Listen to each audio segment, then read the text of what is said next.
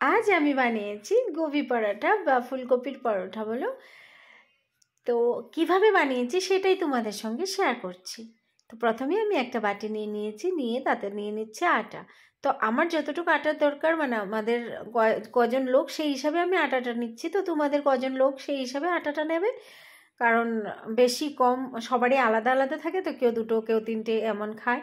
তো সেই বেশে আলাদা নেবে। আর আটাটাতে নিয়ে তাতে দিয়ে দিচ্ছি নুন, আর দিচ্ছি আমি একটু সাদা তেল বা রিফাইন্ড অয়েল দিয়ে ভালো করে এটাকে মিক্সড করে নেব, যাতে কোনো জায়গায় নুন বা তেলটা আলাদা আলাদা না থাকে। ভালো করে মিক্সড করে নেব, নিয়ে একটু একটু জল দিয়ে এটা ডোটা রেডি করে নেব। ডোটা একদমই সফট আর একদম টাইট এমন না, মিডিয়াম ডো রেডি করব। তো জলটা একটু একটু করে দিচ্ছি, কারণ একবারে দিলে হয়তো যদি বেশি জল পড়ে যায়। তো দেখো আটার ডোটা আমার রেডি হয়ে গেছে। এখন আমি এটাতে একটু তেল দিয়ে ঢেকে রেখে দেব। যতক্ষণ আমার ফুলকপিটা এদিক দিয়ে রেডি করব, ততক্ষণ আমি এটাকে রেস্টে রেখে দেব।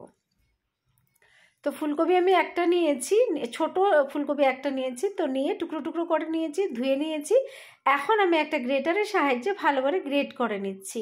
আর যে টুকরোগুলো থাকবে, সে ছোট ছোট টুকরোগুলো, সেগুলো কেটে দেবো। আর দেখো এখন আমার হয়ে গেছে ফুলকপিটা পুরো গ্রেট করা। তো এখন ফুলকপির দিকে যে এক্সট্রা জল থাকে, ফুলকপির ময়েশ্চারটা, সেটা আমি চিপে ভালো করে বের করে নেবো। কারণ হলো আমি যখন ফুলকপিতে নুনটা দেবো তখন আরও জল ছাড়বে, তার জন্য আগেই এক্সট্রা যে জলটা আছে সেটাকে বের করে নিচ্ছি বা চিপে ফেলে দিচ্ছি। তো তারপর অন্য যা নেব সেটা দেখাচ্ছি তোমাদেরকে। তো দেখো ফুলকপিটা নেওয়ার পর এটাতে দিয়ে দিচ্ছি ছোটো চামচের 1 চামচ ধনে গুঁড়ো, 1 চামচ লঙ্কা গুঁড়ো। তোমরা চাইলে কাঁচা লঙ্কা, পেঁয়াজ, ধনে পাতা ওগুলো দিতে পারো। তো আমি শুধু ধনে পাতাটা দেবো এখন। তো এখন দিয়ে দেবো, এটাকে ভালো করে মিক্সড করে তারপর দিয়ে দেবো ধনে পাতা কুচি। তোমরা চাইলে এটাতে পেঁয়াজ কুচি করে, লঙ্কা আদার পেস্টও দিতে পারো। পেস্ট মানে দরদরা করে কেটে, মানে এসে পিষে দিতে পারো, মানে বেশি একদম প্লেন পেস্ট না করে। তো এটা মিক্সড করে নিয়েছি দেখো ভালো করে। নুনটা কিন্তু আমি এখন দিচ্ছি না, কারণ হলো নুন দিলে এখন জল ছেড়ে দেবে। আর দিয়ে দিচ্ছি কেটে রাখা ধনে পাতা, দিয়ে ভালো করে মিক্সড করে নেবো। এটাকে মিক্সড করে তারপর এটাতে দেব আমি একটা আলাদা একটা জিনিস, বলো তো কি সেটা? চিজ। আর এটা দেওয়াতে না পরোটার টেস্টটাই আলাদা হয়ে যাচ্ছে। আরেকটা কথা তোমাদেরকে আমি বলি, যে এটাতে যদি নুন দেওয়ার পর যদি জল ছেড়েও দেয়, তাহলে শুকনো আটা একটু মিক্সড করে দিয়ে ভালো করে মিক্সড করে নিলে সেটা আবার আগের মতো হয়ে যাবে, ড্রাই হয়ে যাবে। তো দেখো আমি চিজ একটুকি নিয়েছি, বেশি অনেকটা যে দিয়ে দিয়েছি পুরোটা এমন না। দিয়ে এখন ভালো করে মিক্সড করে নেব। দেখতে দারুণ লাগছে না? মনে হচ্ছে যে খেয়ে নিই, তাই না? কিন্তু ফুলকপিটা তো কাঁচা, খাওয়া যাবে না। তো ভালো করে মিক্সড করে তারপর এখন পরোটাটা রেডি করব। তো দেখো প্রথমে আমি আটাটাকে ভালো করে মিক্সড করে নিচ্ছি, আবার ভালো করে একদম ডলে ডলে।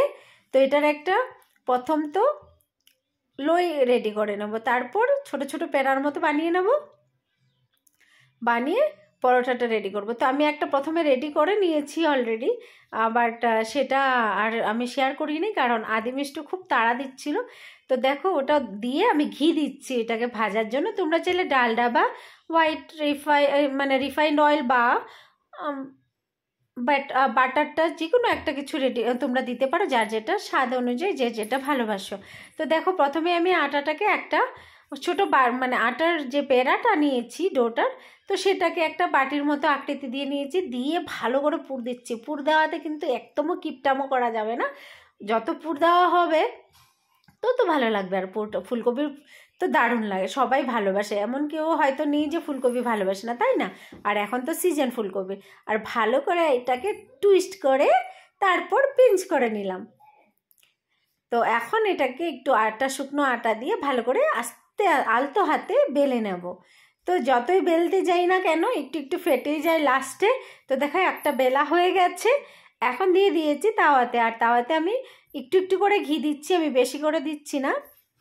আর হয়তো ভাববে যে ঘি দিয়ে ভাজছি, হ্যাঁ তেল থেকে না ঘিটা ভালো লাগে বেশি। আর বাটার দিতেও পারো, তো বাটারটা আমার আর পছন্দ না, তার জন্য বাটারটা দিইনি, ঘি দিয়েই ভালো লাগে।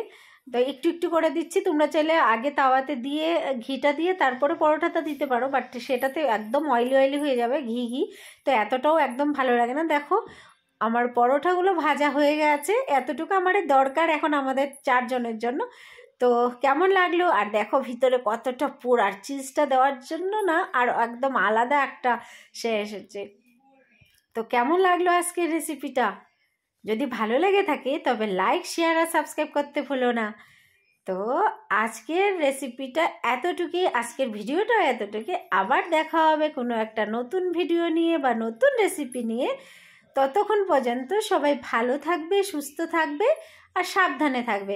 আর যারা আমার চ্যানেলে আজকে নতুন দেখছো বা নতুন ঢুকেছো, তো প্লিজ প্লিজ আমার চ্যানেলটাকে সাবস্ক্রাইব করে সঙ্গে থাকা বেল আইকনটি প্রেস করে অল করে দিও, যাতে যখনই আমি ভিডিও পোস্ট করি তোমাদের কাছে নোটিফিকেশন চলে যায়, তোমরা আমার ভিডিওটা দেখতে পারো। তো দেখো আমি মিষ্টুকে দেবো বলে দেখাচ্ছিলাম, তো হাত থেকে পড়েই গেল।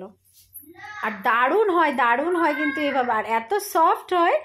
তো চলো টাটা।